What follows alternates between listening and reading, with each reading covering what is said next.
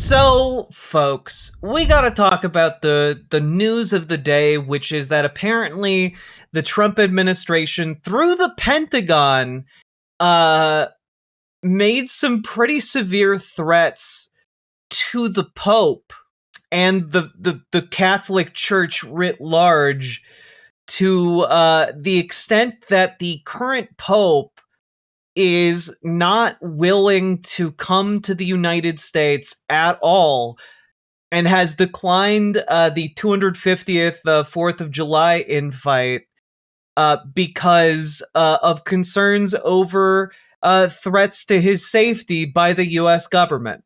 So essentially, what happened here is that the Free Press, I know, crazy enough, the Free Press broke this story, but it was subsequently confirmed by an independent journalist named Christopher Hale. He posted this earlier today. Letters from Leo can now independently confirm that this meeting took place and that the Vatican was so alarmed by the Pentagon's tactics that Leo shelved plans to visit America. Some officials saw their reference to the Avignon Papacy as a threat to use military force against the Holy See. Now, this piece is actually pretty fascinating here. Letters from Leo is a Substack. Just essentially covering a lot of different topics around the papacy, the Vatican, etc. Christopher Hale tends to be a pretty good source for this kind of information. And yeah, it's genuinely insane. In January, behind closed doors at the Pentagon, Undersecretary of War for Policy, Eldridge Colby, which I just want to emphasize here, Eldridge Colby is essentially a Nepo baby. I learned today that apparently he has a nickname among the military-minded folks on Blue Sky. They call him the Strategy Cheese. I'm not entirely sure why, but I can assure you it's not a flattering nickname. And they all view him with the utmost contempt because he is apparently a nincompoop. He is, I believe, like the grandson of one of the former CIA directors. I think the CIA director under Nixon. Yeah, so apparently, and if you read between the lines of this reporting, it kind of seems like the higher-ups in the chain of command going up to the cabinet did not want to summon Cardinal Christophe Pierre to talk with him about the relationship between the United States and the Vatican. And so the job fell to Mr. Eldridge Colby. And I gotta tell you guys, this is maybe one of the silliest / wildest stories I've seen in a while. To understand this, you need to know that Cardinal Christophe Pierre is very old and very French. Okay? Those are two things that are very important.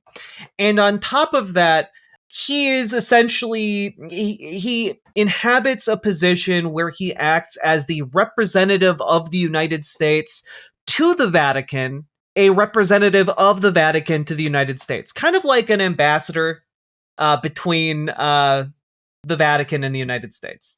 And he got summoned by this Undersecretary of War for Policy, Eldridge Colby. And apparently Colby wanted to deliver a lecture to this man. The reason that the reporting frames this as a lecture is largely due to the fact that apparently Cardinal Christophe Pierre did not say a goddamn word throughout the entirety of this meeting. Silently sat there, was lectured to by this representative from the Pentagon, and then left. What exactly happened? What was the nature of the representative of the papacy meeting with the Strategy Cheese? Let's take a look at the reporting from Christopher Hale here. America, Colby and his colleagues told the Cardinal, has the military power to do whatever it wants in the world. The Catholic Church better take a side.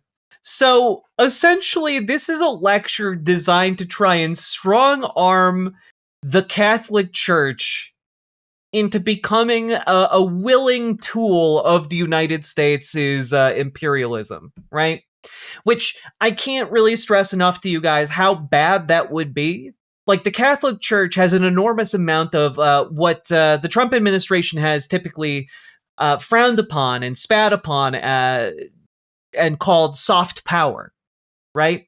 We're talking the Catholic Church representing one of the largest religious constituencies in the entire world. It doesn't stop there, right? As tempers rose, one U.S. official reached for a 14th century weapon, unclear what exactly that weapon is, by the way, and invoked the Avignon Papacy, the period when the French crown used military force to bend the Bishop of Rome to its will. And that's kind of underselling what the Avignon Papacy is in this time period. We're talking like a late 1300s to early 1400s period of time, where essentially, I'm gonna very, very much simplify here. The French monarchy sent goons to beat up to death one of the popes, and had tried to essentially install their own pope that was loyal to the French crown in Avignon. You can imagine how well that went over, right? And so, essentially, during this period, the popes were confined to Avignon in France. And I think there were something like 6 popes before enough time had passed that like one of these popes went back to Rome. And at that point, right? I grew up Catholic. I can't tell you how weird this is. One-eyed weirdo, thank you for the $5 super chat. Very much appreciate the support. But the papacy went back to Rome, and people in Rome were so upset and incensed at the idea of these French-only popes that they rioted and besieged the Pope and insisted that the next Pope had to be essentially an Italian. The history of the papacy is insane, by the way. Okay, it's just crazy. When that happened, there then came about a Western Schism, where there were anti-popes installed in France. There's a whole thing. Okay, it's a crazy period of time.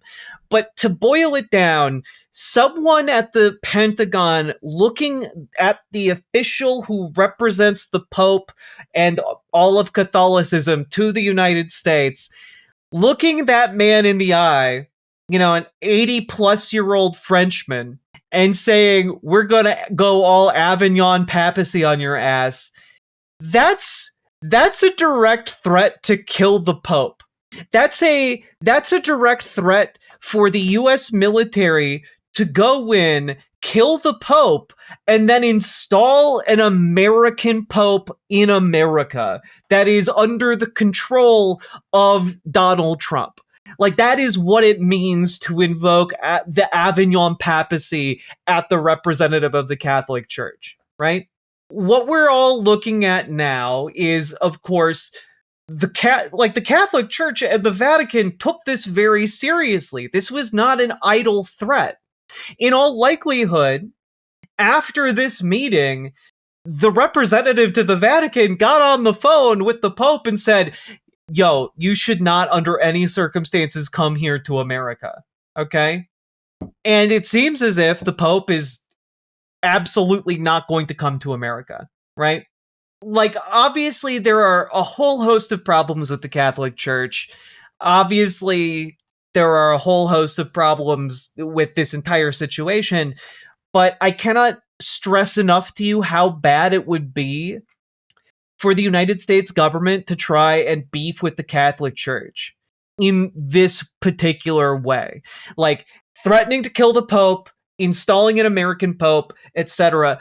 Not to mention the fact that, like, doing so wouldn't work. There is no institutional structure in America for essentially an American anti-pope. There isn't, like, you can find, of course, far-right priests and far-right movements within the Catholic Church here in America. Of course you can find that. However, there's no institutional power if they wanted to break away from the Catholic Church and form their own churches, short of the United States government making its own Catholic Church, which I don't think they would do.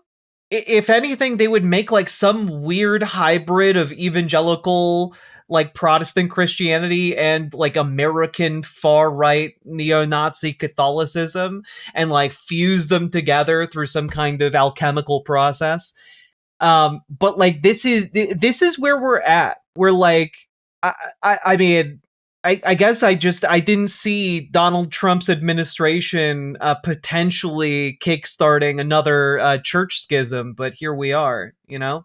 Stop, that's a nightmare. Yeah, it is a nightmare. It is a nightmare. It is a nightmare. And I just want to stress, this is all insane. Just want to point out here, yeah, the reporting also confirms...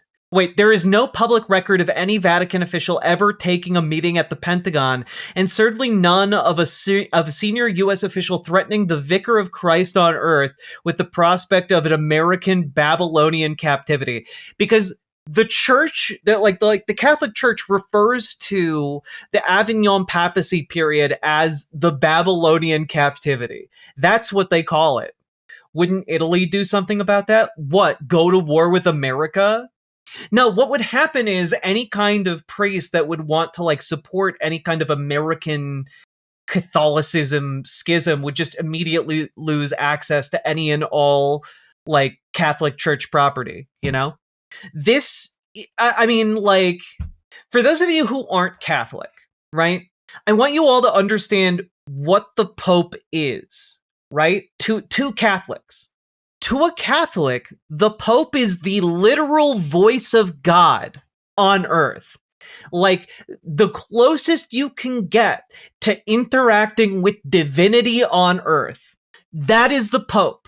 So threatening to kill the Pope and install your own Pope in America is actually like one of the most offensive things you could possibly do and possibly say. It's crazy. It's so fucking crazy. Like, I can't believe this story is real. I'm sorry, they did what? There's reporting that broke, to reiterate for those who are just coming in, reporting that broke that the Trump administration's Undersecretary of War for Policy summoned the Pope's representative to the United States and basically threatened the Pope. I can totally see America wanting to replace the Argentinian Pope with someone more American. Let's say from a place that does tomato casserole. Chicago. Indeed, Sake Tanuki. Thank you for the 5 tier 1 subs. So, like, it's very much like it's a viable enough threat that the Pope is never going to visit the United States while this administration is in charge, because of the Vatican's fear for his safety. And so, also worth noting here, this is a completely unprecedented type of meeting, and just want to note here that apparently what enraged the Trump administration was Leo's declaration that a diplomacy that promotes dialogue and seeks consensus among all parties is being replaced by a diplomacy based on force. And here's a diplomacy that promotes dialogue and seeks consensus among all parties is being replaced by a diplomacy based on force by either individuals or groups of allies. War is back in vogue, and a zeal for war is spreading. The principle established after the Second World War, which prohibited nations from using force to violate the borders of others, has been completely undermined. Peace is no longer sought as a gift and a desirable good in itself, or in the pursuit of the establishment of the ordered universe willed by God, with a more perfect form of justice among men and women. Instead, peace is sought through weapons as a condition for asserting one's own dominion. This gravely threatens the rule of law, which is the foundation of all peaceful civil coexistence. Yeah, so that apparently was really something that pissed off the Trump administration. Epic Heartache in Twitch writes, "Let me get this straight. The Americans want the American Pope out so they could put in an American Pope? I'm confusion." Well, so to clarify, there are elements within the Catholic Church that view Pope Leo as essentially an Argentinian rather than an American because he spent so much time in Argentina. Of course, he was born and raised in America and has family ties here in America. Like he's connected to America, but what the Trump administration wants is effectively a puppet that will pat them all on the back and tell them, no, America is blessed by God. Everything that America bombs, that is a holy bomb that is being dropped. You know, like that's, yeah, he speaks Spanish. He isn't American anymore. Yeah, I mean, that's essentially where they're at, you know? You know what? I know that it's pronounced papacy, but the same way that I pronounce the video game Ico instead of Eco, I'm going to continue to say it wrong. So, yeah, that's basically the Vatican responded to this by having a very meaningful silence and not responding to it whatsoever. And in fact, it seems as if since then the Pope has gotten more vocally anti what America is doing geopolitically, you know? So it's it is bizarre. Essentially. And I want to share with you guys maybe one of the funniest parts of this story, which is that JD Vance, who is a Catholic, is now having to be put on the spot here and asked the most awkward questions you can imagine. Because again, when you ask someone who is Catholic about this, especially if they are a MAGA Catholic, it makes it's uncomfortable to go up against the will of God on earth for a Catholic. Okay, X has been abuzz the last couple of days with the Free Press story saying that senior Pentagon officials in January, including Eldridge Colby, brought Cardinal Pierre into the Pentagon.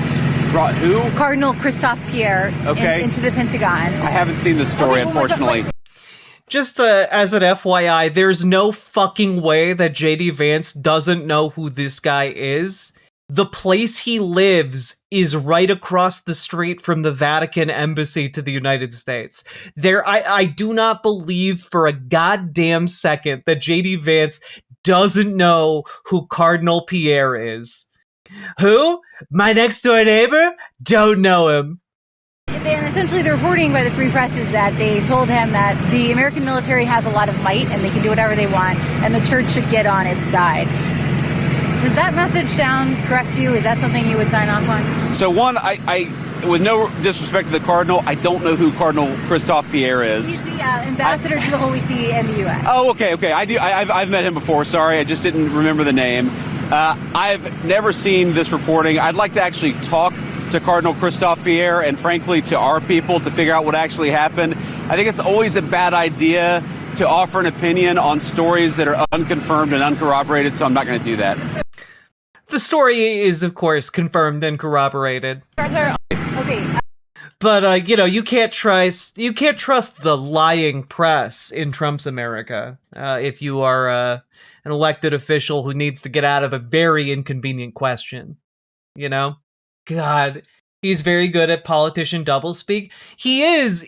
If you don't know any of the details of the story, you know, like if you don't know his next door neighbor is literally the Vatican embassy where this guy works, maybe you could buy it. But like this guy is just a lying liar.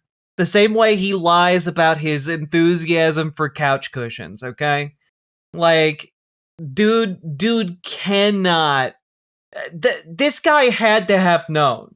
There's no way the Undersecretary of War for Policy summons the most prominent cardinal in America that represents the Pope, there is no fucking way that you didn't know that happened.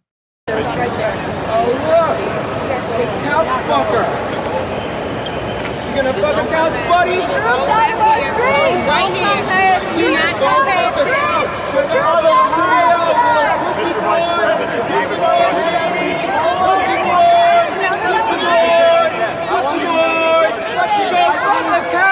Go fuck a couch, JD Vance! Go fuck a couch!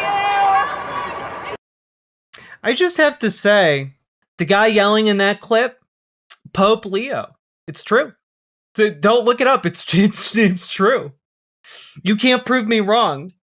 You can't prove me wrong. You can't prove that wasn't Pope Leo shouting those things. You know, God works in mysterious ways. He knows.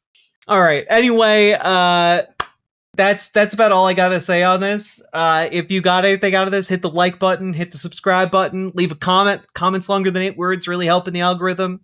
And also, folks, get organized.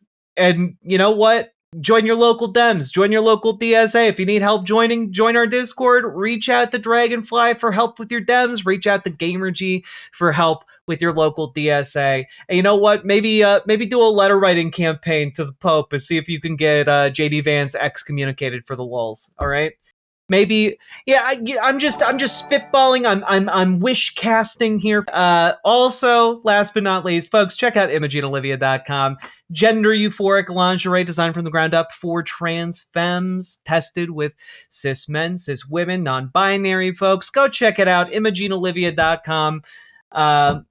Got some new samples today. Things are progressing. Go check it out, folks. ImogeneOlivia.com. New styles, sizes, colors coming in the near future. It's happening. The gears are turning. Go check it out, ImogeneOlivia.com. It is non-tucking lingerie that is sexy, elegant, and beautiful. And you'll feel that way when you put it on. So go check it out, folks. And let's keep on going. Riverboat Jack is coming to town. All the viewers gather round. Twitch and YouTube and Swishy streams. All that content is bursting the seams. Politics, gaming, plenty more. Your sense of fashion you'll adore. So grab your stuff and hop aboard. We're going straight to Jack's Discord.